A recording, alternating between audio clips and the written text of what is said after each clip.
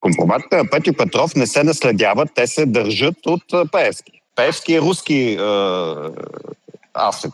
Нали, винаги е бил още от Южен поток, знаем, нали, когато се беше наместил там да строи. Биха го даже така по градска легенда руснаците, че им взел някакви пари и не ги върнал. И след това трябва да се откупи. Как се откупва? Данните, които тогава излезохме, е, че при аутопсията не е установен в дробовете на майката на Теодора Георгиева въглероден окис. Това е газ, който се отделя при горене. Здравейте, господин Чобанов. Какъв е вашият прочит на интервюто на Теодора Георгиева, което даде вчера във Фокус? Получихме потвърждение, че именно тя е на изтеклите записи, но по думите й с нея е била Емилия Русинова, която всъщност я е завела. Но защо според вас Георгиева е продължила да се среща с Петьо Петров, тъй като сама казва, че не е било еднократно посещение, а поне 2-3 пъти? Аз нямам идея защо е решила да се върне след първото посещение. Тя каза, че е било от любопитство. Вероятно, нали, са имали някакъв разговор за различни теми, но няма как да знам. Трябва или Петьо Петров да каже, а той е в неизвестност, или Русинова да проговори, за да се разбере защо е било нужно да ходи 2-3 пъти. Но това наистина е опорката в момента, за да се омаловажи това, което казва Теодора Георгиева, че Пеевски трябва да бъде подведен под отговорност за натиск над европейски прокурор. Всичко друго е вятър и мъгла, колко пъти е била ходила, ама защо била ходила? Добре, дори да е ходила и да е била част от омертата, от семейството на Петьо Еврото, знаем, че мафия се разбива, когато някой от семейството мине на другата страна, на страната на правоохранителните органи. И такъв е случаят в момента, така че аз не отдавам голямо значение на този въпрос. Колко пъти е ходила. Важното е къде ходи сега, а тя ходи където трябва. По думите и тя е получила информация, че записите са изпратени именно от кабинета на Сарафов. Сарафов ли е наследил компроматите на Петьо Петров? Компроматите на Петьо Петров не се наследяват, те се държат от Пеевски, който използва надолу по веригата неговите маши, за да ги реализира. Сега, понеже еврото се беше осветен и стана твърде скандален и неудобен, го скриха, така да се каже, го пратиха в неизвестност и Сарафов, който държи в момента властта в прокуратурата, той реализира компроматите. Мисля, че е доста достоверна информацията, че са пратени материалите от IP адрес, който е в мрежата на Върховна касационна прокуратура, където се намира на Сарафов. Очаквате ли да бъде наложена експертиза за записите, тъй като тя вчера каза, че според нея са манипулирани? Мисля, че трябва да бъде направена такава експертиза. За въпросът е кой ще я прави. Ако ще я прави Сарафов и възлага на неговите експерти, смешно е да очакваме някакъв друг резултат, освен да кажат, че няма как да се установи. Ако се прави сериозна експертиза, примерно ако най-сетне Кьовеши се събуди от летаргията си и види, че има натиски, намеса в независимостта на Европейската прокуратура, тази експертиза може да бъде направена и навън. И да се установи това, което се представляват тези записи. Манипулирани, рязани, какво всъщност виждаме на тях, освен това, което ни се представя. От думите на Теодора Георгиева разбираме, че се води досъдебно производство за убийство, а не за инцидент по отношение на смъртта на майка й. Вие от Бърт бяхте първите, които изнесохте данни за аутопсията. Нека припомним на зрителите именно какво беше вашето разследване. Мина 1 година от тези обстоятелства трагични. Майката на Теодора Георгиева загива при пожар, според официалната версия, в къщата и в едно село, не помня къде беше. Мисля, че в Плевен се води разследването и данните, които тогава излезохме, е, че при аутопсията не е установен в дробовете на майката на Теодора Георгиева въглероден окис. Това е газ, който се отделя при горене, и ако тя е била в къщата, когато е имал пожар и се е задушила от изгорелите газове, такива следи би трябвало да има. Ако няма такива следи, има някаква друга версия, и тази версия, която огласи Теодора Георгиева, е убийство. Дали убийството се е случило извън къщата, последствие внесен трупът или по някакъв друг начин, ние не можем да знаем, но много тревожно, че аутопсията показва такива данни. В момента е назначена охрана на Теодора Георгиева. Смятате ли, че те биха се справили с нейната безопасност, след като виждаме създалите си ситуации около нея?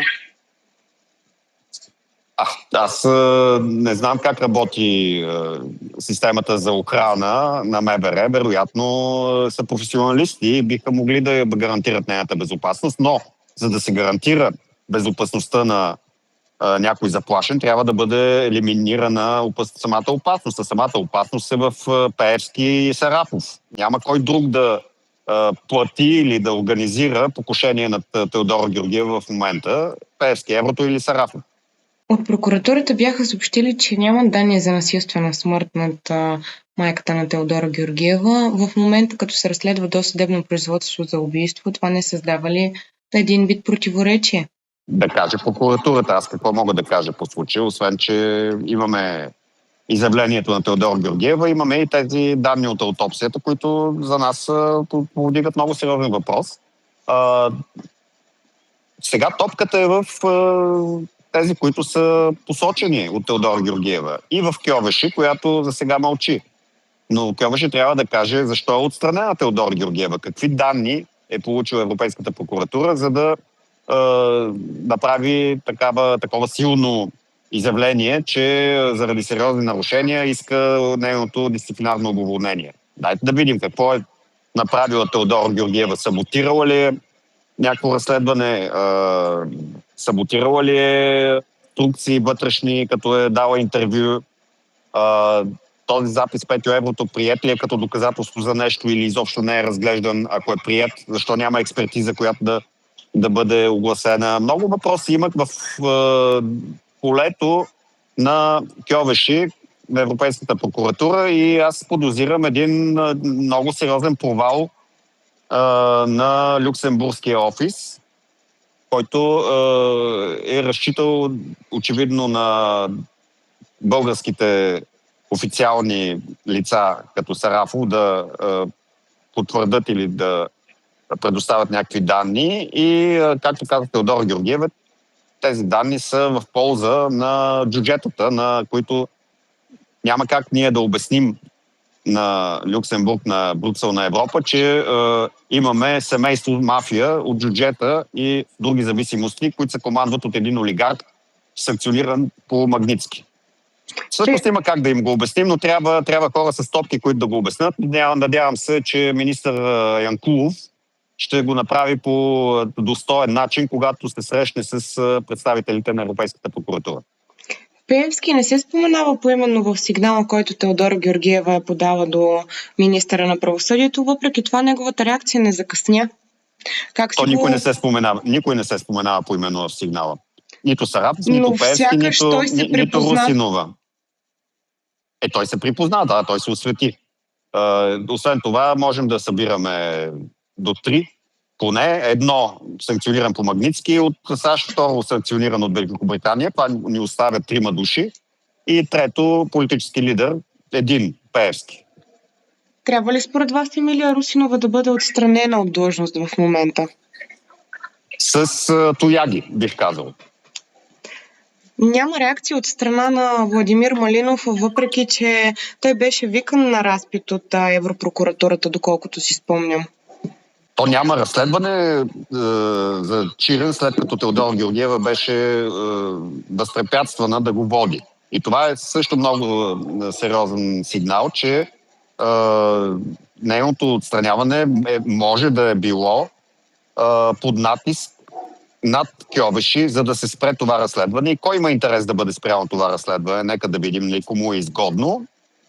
Изгодно е на Пеевски, на Бойко Борисов, а Бойко Борисов има лостовете през НП да натисне Кьовеши, която е исторически близка до НП. Да си припомним, че в Румъния тя разследваше само партии, които са в опозиция или на власт, но не проведе разследвания срещу политици от НП, което обяснява защо НП като мнозинство в Европейския парламент гласува за нейната кандидатура и очевидно има лостове да й влияе. Това е също много тревожно. Големите надежди за Кьовеши всъщност се оказаха един балон.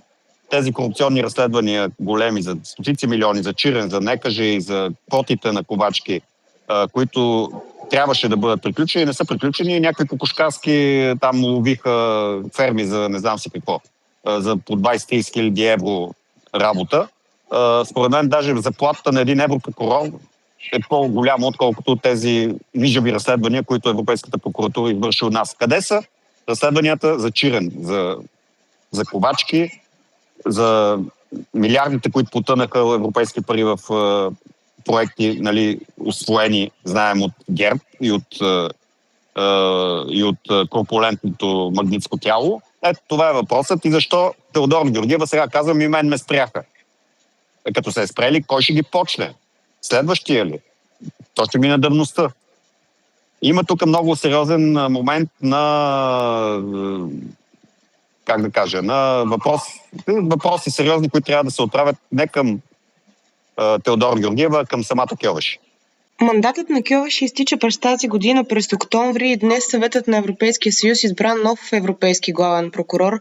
Ако Кьовеши не свърши достатъчно работа през нейния мандат, възлагате ли надежди на следващия?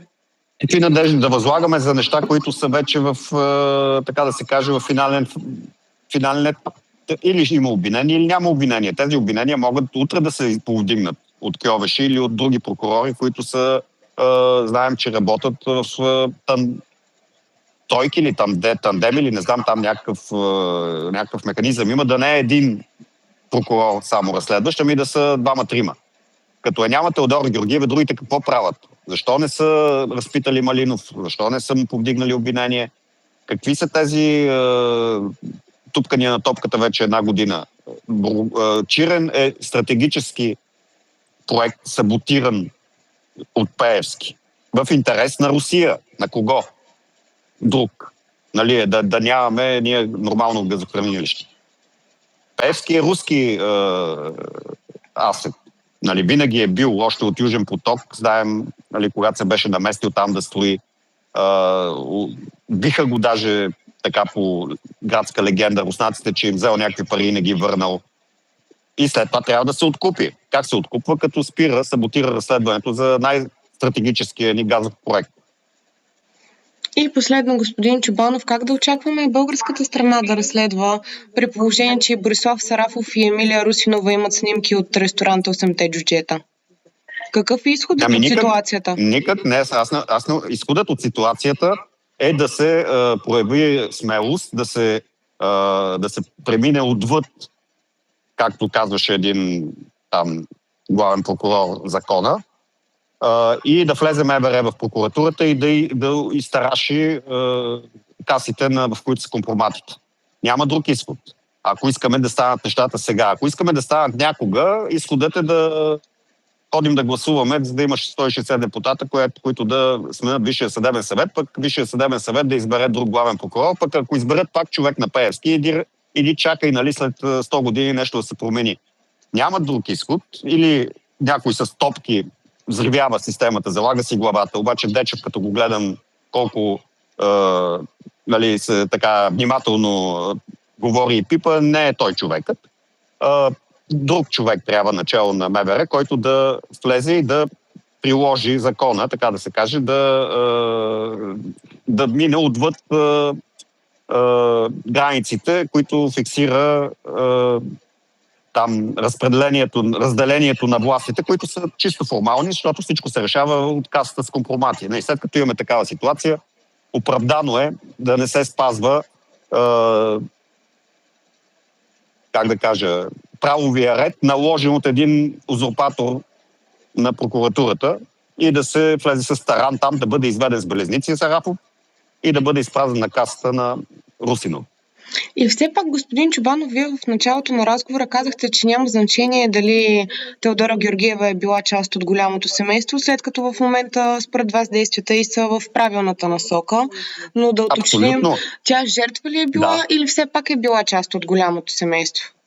Аз не знам дали е била вътре в семейството или е била въвлечена като човек, който да бъде кооптиран и за това е ходила няколко пъти при Петю Еврото, или пък компромат са шили срещу нея, като са е снимали там, както тя твърди. Но, когато един човек, който познава семейството отвътре или отвън, се говори срещу тази мафия, той трябва да бъде взет на сериозно, да му бъде оказана подкрепа и да не се търси подвола теле, ама защо, ама как, ама защо сега и така нататък. Ами кога?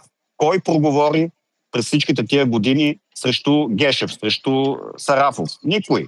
Ето сега имаме шанс. Не трябва да се изпуска този шанс и не трябва да се хвърля на вълците човек, който се е разкаял, нали, и е тръгнал да помага на доброто, така да се каже. Много ви благодаря за това интервю.